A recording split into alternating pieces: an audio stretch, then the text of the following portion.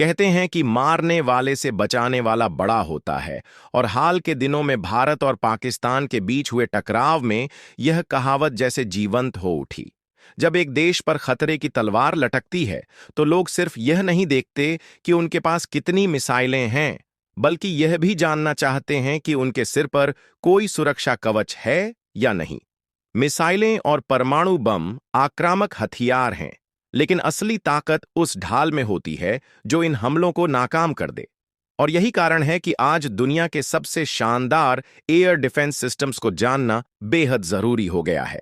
भारत में जब लोगों ने S-400 की तैनाती देखी और उसकी क्षमताओं को समझा, तो उनके मन में यह सवाल जरूर उठा कि क्या इससे बेहतर कोई डिफेंस सिस्टम दुनिया में मौजूद है? क्या वाकई S-400 सर्वोत्तम है, या कुछ और ऐसे सिस्टम भी हैं जो इससे आगे निकल चुके हैं? यही सवाल हमें आज दुनिया के टॉप एयर डिफेंस सिस्टम्स की तरफ ले जाता है। इसके बाद बात आती है इजरायल के डेविड स्लिंग की, जिसे लॉन्ग रेंज एयर डिफेंस के क्षेत्र में इजरायल की सबसे बड़ी सफलता माना जाता है। इसकी रेंज लगभग 350 किलोमीटर है, जो कि इसे S-400 के काफी करीब लाती है। इसे इजरायल की अत्याधुनिक तकनीक से बनाया गया है, जो इसे बेहद सटीक और भरोसेमंद बनाती है। इजरायल की सुरक्षा जरूरतों को ध्यान में रखते हुए इसे खास तौर पर लो एल्टीट्यूड टारगेट्स को मार गिराने के लिए डिजाइन किया गया है।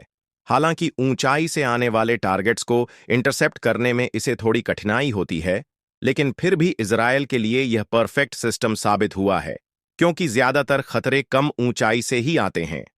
इस सिस्टम ने कई मौकों पर अपनी विश्वसनीयता सिद्ध की है, खास तौर पर जब इजरायल पर मिसाइल अटैक होते हैं। अमेरिका के पास एक और शानदार डिफेंस सिस्टम है पैट्रियट, और उसका सबसे नया वर्जन है PAC-3। यह सिस्टम अपने आप में एक पूर्ण सुरक्षा कवच है। चाहे दुश्मन का लड़ाकू विमान हो, ड्रोन हो, क्रूज मिसाइल हो या बैलिस्टिक मिसाइल, यह सबका मुकाबला करने में सक्षम है। इसकी सबसे बड़ी ताकत इसकी बहुआयामी क्षमता है। यही कारण है कि आज नेटो के लगभग सभी देश इस सिस्टम पर निर्भर हैं। यूक्रेन युद्ध में भी इसने अपनी ताकत का लोहा मनवाया। जहां रूस आधुनिक हथियारों से लैस होकर हमला कर रहा था, वहीं यूक्रेन जैसे अपेक्षाकृत कमजोर देश ने पैट्रियट सिस्टम की मदद से कई रूसी मिसाइलों को हवा में ही ढेर कर दिया।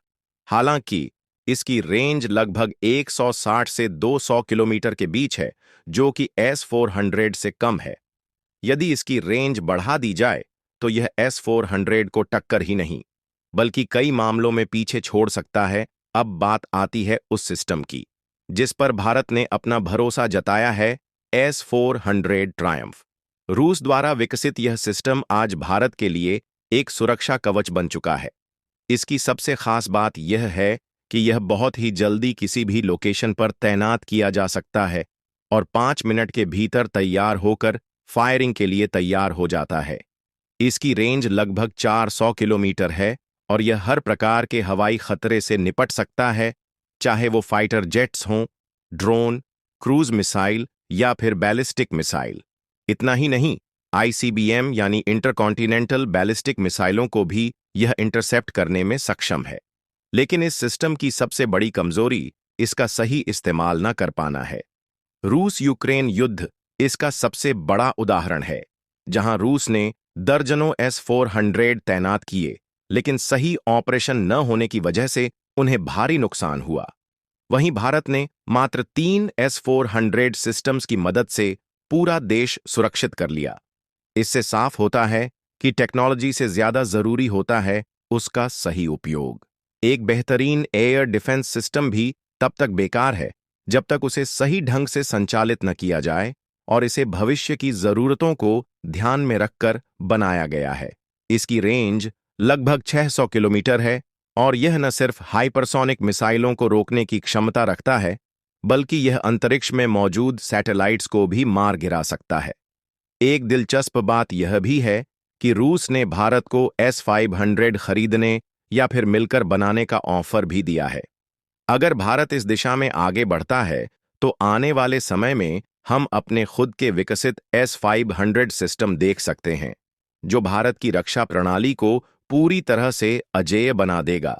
अंत में बात यह है कि एयर डिफेंस सिस्टम केवल टेक्नोलॉजी नहीं होते, ये एक देश की संप्रभुता, उसकी आत्मरक्षा और उसके नागरिकों की सुरक्षा के प्रतीक होते हैं। जब एक मिसाइल उड़ान भरती है, तो उससे पहले ये सिस्टम उसके रास्ते में दीवार बनकर खड़े हो जाते हैं।